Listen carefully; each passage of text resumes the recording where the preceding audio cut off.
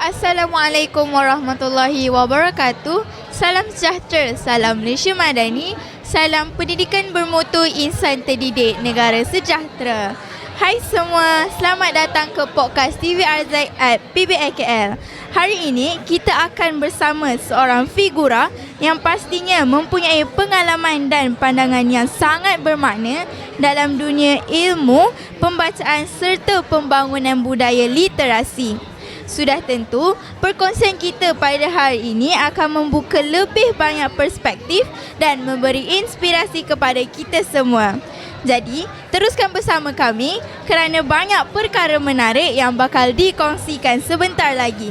Jadi, dipersilakan Dr. Nur Edzan binti Cik Nasir, Setiausaha Jawatan Kuasa Tetap Serantau IFLA bagi Asia Oceania. Apa khabar Doktor, sihat? Assalamualaikum, sihat Alhamdulillah. Alhamdulillah. Jadi boleh kita teruskan kepada soalan pertama? Boleh. Baik, soalan pertama, boleh doktor kongsikan bagaimana minat doktor dalam bidang perpustakaan ini bermula? Okey, ijazah dasar saya, maknanya ijazah sarjana muda saya adalah dalam bidang sains, pengususan kaji hayat, dan pengususan lagi adalah marine biology. Maknanya saya belajar tentang perikanan, tentang laut. Jadi untuk menjadi pustakawan tu bukan sesuatu yang memang saya minat daripada kecil, ya. Saya boleh dikategorikan sebagai orang panggil accidental librarian. Maknanya masa saya graduate, peluang pekerjaan masa tu, market untuk bekerja dalam bidang saya amat terhad.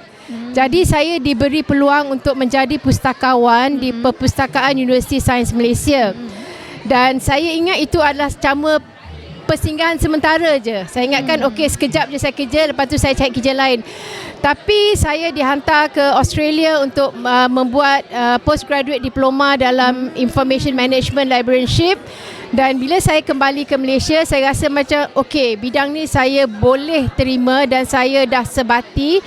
Dan daripada situ saya menjadi pustakawan di USM. Saya pindah ke UM dan saya kekal sebagai pustakawan di UM. Saya menjadi pensyarah di Jabatan Sains Maklumat dan Perpustakaan. Dan saya kembali ke Perpustakaan Universiti Malaya sebagai ketua pustakawan dalam tahun 2007. Saya bersara dalam tahun 2017. Jadi buat masa kini walaupun dah bersara, saya masih aktif dalam Persatuan Pustakawan Malaysia sebab saya rasa inilah caranya untuk saya memberi balik apa yang bidang saya telah berikan pada saya. Jadi saya ingin berkongsi maklumat, kepakaran dengan pustakawan yang muda. Jadi kiranya secara tak sengaja. Sangat tak sengaja. Baik, boleh kita teruskan kepada soalan kedua? Baiklah, pada pandangan doktor, bagaimana perpustakaan boleh kekal relevan? Yelah, zaman sekarang dah serba digital dan persaingan teknologi sekarang pun dah makin canggih. Jadi, macam mana? Kita perlu ingat, ya, daripada dulu lagi perpustakaan telah wujud dengan Perpustakaan Alexandria di Cairo. Dan kita juga kena akur bahawa sepanjang-panjang sejarah, maklumat berubah. Format maklumat yang dipackage, maklumat itu berubah daripada kertas kepada bentuk CD, dari bentuk CD kepada bentuk digital. Tapi peranan perpustakaan atau pustakawan tak akan berubah.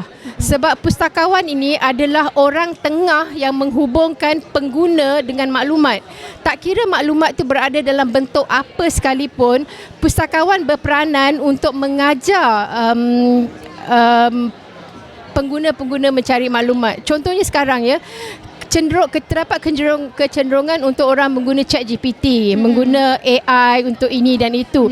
Tetapi bila kita nak guna ChatGPT, kita perlu letak prompt yang betul. Betul. Kalau kita letak prompt yang salah, apa yang kita dapat itu salah.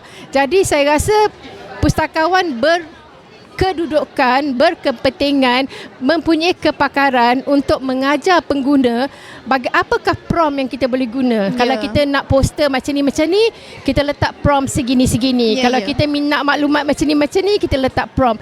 Jadi orang yang saya rasa yang paling sesuai untuk mengajar adalah pustakawan. Tak kira lah bentuk maklumat tu berubah macam mana sekalipun, peranan pustakawan tu masih menjadi penghubung di antara pengguna dan maklumat. Lagipun info yang ada dekat perpustakaan ini memang sahih. Dan juga pustakawan juga berperanan untuk mengajar pengguna di luar macam mana nak menentukan sama ada sumber maklumat yang diterima itu sahih atau tak, sebab ada caranya, ada step yang kita perlu ambil. Jadi bila kita dah ajar pengguna step sedemikian dan dia akan ikut, jadi tak adalah maklumat palsu lah, berita entah apa-apa yang keluar kan. So saya rasa pustakawan masih berperanan. Baik, terima kasih doktor kerana sudi meluangkan masa bersama kami. Terima kasih kerana terus bersama kami di podcast TV Azaid PBKL. Semoga segala perkongsian yang dibawakan dapat memberi manfaat, inspirasi dan membuka minda kita tentang betapa pentingnya ilmu serta peranan pembacaan dalam kehidupan. Teruskan menyokong dunia buku dan budaya membaca kerana setiap helaian ilmu mampu membawa perubahan yang besar. Saya hos anda mengucapkan terima kasih. Jumpa lagi di episod akan datang. Assalamualaikum dan bye.